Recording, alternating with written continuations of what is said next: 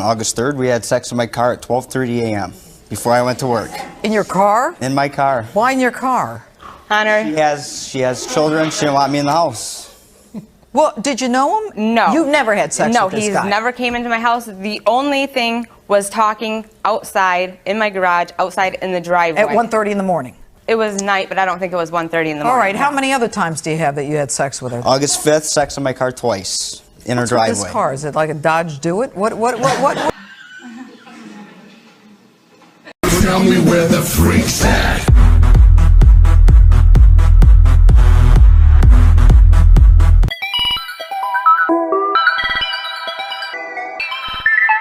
Matt Bosco is suing Patricia Bork, his former lover, for the cost of his cell phone and slander. She is countersuing her former friend for harassment. Now, Matt, you claim that you and the defendant had sex on many occasions, and in fact, you can cite specific dates, times, and places. You, on the other hand, Patricia, claim that you've never slept with him at all, and you say you never had any kind of relationship with him, you weren't even friends, and then you say he stalked you, and he threatened to actually burn down your house. Now, who's crazy here? She is, Your Honor. Oh, all right. Now, Matt, tell me why it is that you are suing her. How did you meet her? Did you have a relationship with her? Well, we had a sexual relationship. That's a relationship. On July 30th, my friend our mutual friend used my cell phone to call her because his didn't work. And the next day, she had my number and she sent me some text messages. And that led to talking on the phone, and I went to her house that night, August 1st at about 1:30 a.m. Then August 2nd, late at night. Well, what happened at 1:30 a.m. on August 1st? Did he come to your house? Yes, he did stop by at my house. Okay, and is what he's saying so far accurate? It is not, no. Oh, already. Okay. So how did you meet him, Patricia? Through a mutual friend. We started talking on Facebook, the mutual friend that is. And he invited me over to Matt's house, which I didn't know at the time, to play poker. I decided not to go to poker night, and Matt got upset because he wanted friends over and he wanted to have fun, let's say, with some girls. And so I started getting text messages, calling me slut, whore, and all these things. Did you do that? How do you know it's from him, Patricia? Because it was from his number. God, that's a fabrication. I didn't send her those text messages before we met. All right, that's not the concern. The point is, at some point, the two of you met. Right. And it was as a result of a mutual friend that you both had. Right. Okay. From there, where do we go? August 2nd, we began an intimate relationship. On August 3rd, we had sex in my car at 12:30 a.m. before I went to work. In your car? In my car. Why in your car? Hunter. She has children. She didn't want me in the house. Well, did you know him? No. You've never had sex with this guy? No, he's never came into my house. The only thing was talking outside in my garage, outside in the driveway. At 1:30 in the morning? It was night, but I don't think it was 1:30 in the morning. All right, how many other times do you have that you had sex with her? August 5th, sex in my car twice. In her driveway. What's with this car? Is it like a Dodge Do-It? What? Well, Your Honor, I live in a subdivision with neighbors all around. There's no way I'm going to be in his car doing that. Or, you know, no, absolutely not. Okay, keep going with the dates and times. This fascinates me. August 19th, sex at my house between 9 and 9:30 p.m. She had to work at 10. August 27th, between 12:30 and 1 a.m., sex at her house.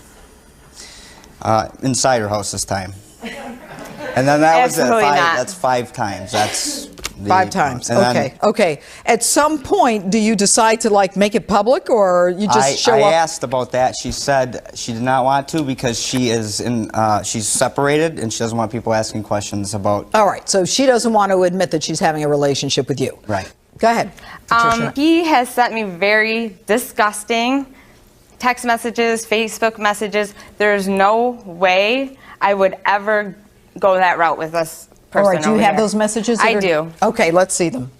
You send her disgusting Facebook messages? Certainly possible. All righty then. P to D. Give the kids NyQuil.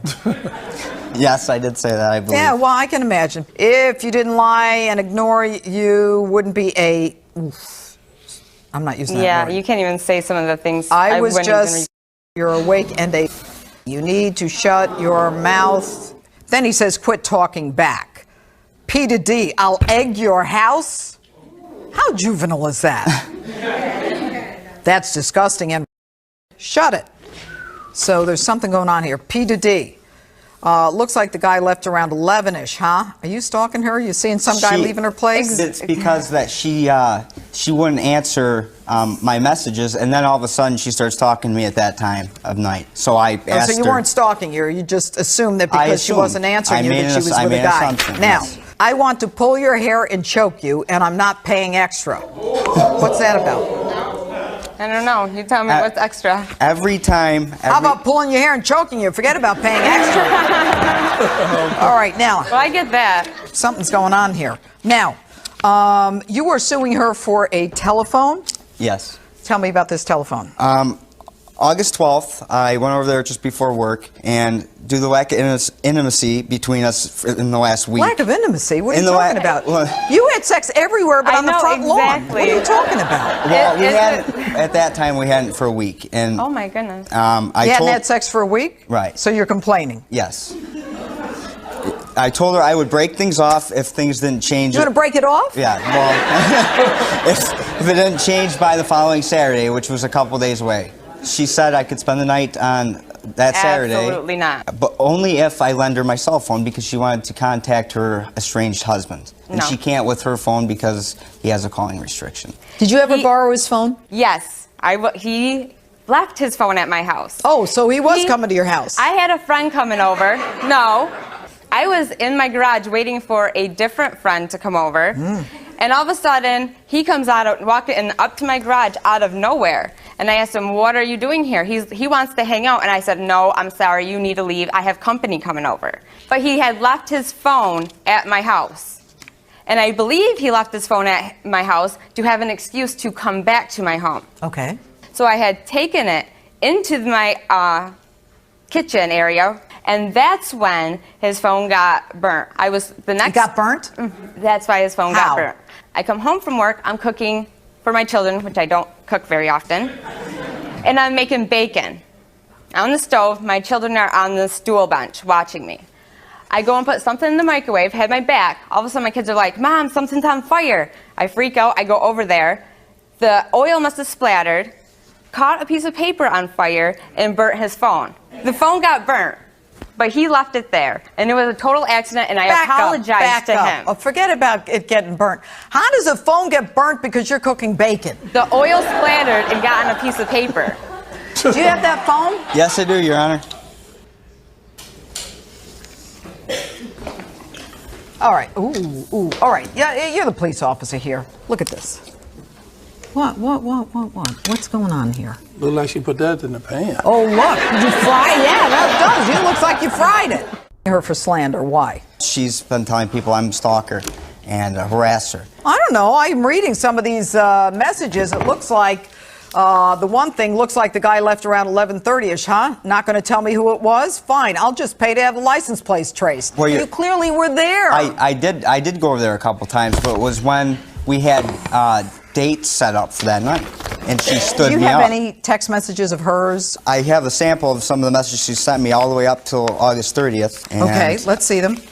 The question I would like to know is why does a victim, gravitate toward the harasser? I made it clear I did not want to have contact. What's your telephone number, Patricia? 6347.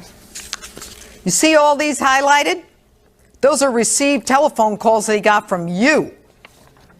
You see this? You're calling him. You're calling him at 3 in the morning, 4 in the morning, 2 in the morning, 1 in the morning. Why are you calling him at all these hours? When was this? The very same month that you two met. Now, here's a text message from D to P. I'm going to write a check or get you a money order. That suggests that you admit that you destroyed or accidentally damaged the phone. He did not want that. He wanted sex in return for a phone. He didn't care about the money. That's what he wanted. But if he wanted that, and if I was having sex with him, why wouldn't I just do that to get this over with? Because I don't want to have sex with him. He disgusts me. That's not true. I didn't. Why do you hear this one? Can't wait. Text message from the defendant to P. I wish you were here. From D to P. I so bad. What are you doing, baby? You lied to me. You're having sex with this guy, you're having booty calls, and you lied to me. I don't care if you're having booty calls. I'm not here to judge that. But don't lie to me, all right? Now, the issue is whether or not the defendant destroyed the plaintiff's phone. She admits that she did, albeit accidentally, when she's cooking bacon and it jumped in the pan. Now, you have an estimate for $260. Now, you are now suing her in addition for slander. Slander is when someone says something about you that is untrue and actually causes you to have damages and causes real harm to you. You were stalking her. I read it in the email. You said you could run the guy's plate. Now, you are suing him for harassment. He's not harassing you. You're harassing him. You called him more than he called you. My verdict is for the plaintiff for $260, so ordered.